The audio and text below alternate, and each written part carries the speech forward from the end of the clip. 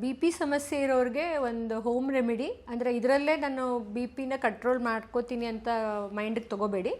ಮಾತ್ರೆ ಜೊತೆಗೆ ನೀವು ಡೈಲಿ ಒಂದು ನೆಲ್ಲಿಕಾಯಿ, ಬೆಟ್ಟದ ನೆಲ್ಲಿಕಾಯಿಗೆ ಸೀಸನ್ ಸಿಗ್ತಾ ಇದೆ, ಆ ಬೆಟ್ಟದ ನೆಲ್ಲಿಕಾಯಿ ತೊಗೊಳ್ಳೋದ್ರಿಂದ ನಿಮಗೆ ಬಿ ಪಿ ಕಂಟ್ರೋಲ್ಗೆ ಸಾಕಷ್ಟು ಹೆಲ್ಪ್ ಆಗುತ್ತೆ. ಸಪೋಸ್ ಬಿ ಪಿ ನೆಲ್ಲಿಕಾಯಿ ಸಿಗದೇ ಇರೋಂಥ ಸೀಸನ್ನಲ್ಲಿ ನೀವು ಜ್ಯೂಸ್ ಆದರೂ ತೊಗೋಬೋದು. 1 ಸ್ಪೂನ್ ಜ್ಯೂಸ್ ಪರ್ ಡೇ ತೊಗೊಳ್ಳಿ.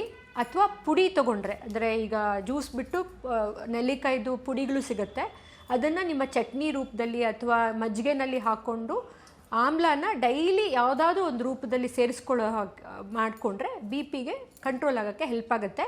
ಅಂದರೆ ಮಾತ್ರನೇ ಇಲ್ಲದೆ ಟ್ರೈ ಮಾಡ್ತೀನಿ ಅಂತ ದಯವಿಟ್ಟು ಆ ಸಾಹಸ ಮಾಡೋಕ್ಕೆ ಹೋಗಬೇಡಿ. ಡಾಕ್ಟ್ರ್ ಹತ್ರ ಬಿ ಪಿ ಕಂಟ್ರೋಲ್ ಆಗ್ತಾಯಿದ್ರೆ ಡಾಕ್ಟರ್ಸೇ ನಿಮಗೆ ಕಮ್ಮಿ ಡೋಸೇಜು ಮಾಡೋಕ್ಕೆ ಅನುಕೂಲ ಮಾಡಿಕೊಡ್ತಾರೆ. ಬಟ್ ಇದರಲ್ಲೇ ನಾನು ಕಂಟ್ರೋಲ್ ಮಾಡ್ತೀನಿ ಅನ್ನೋದು ಬಿಟ್ಟು ಅದ್ರ ಜೊತೆಗೆ ಆ್ಯಸ್ ಎ ಸಪ್ಲಿಮೆಂಟ್ನ ಯೂಸ್ ಮಾಡ್ಕೊಳ್ಳೋದ್ರಿಂದ ಸಾಕಷ್ಟು ಬಿ ಪಿ ಕಂಟ್ರೋಲ್ನ ನೀವು ಆಮ್ಲದಿಂದ ಮಾಡ್ಕೋಬೋದು.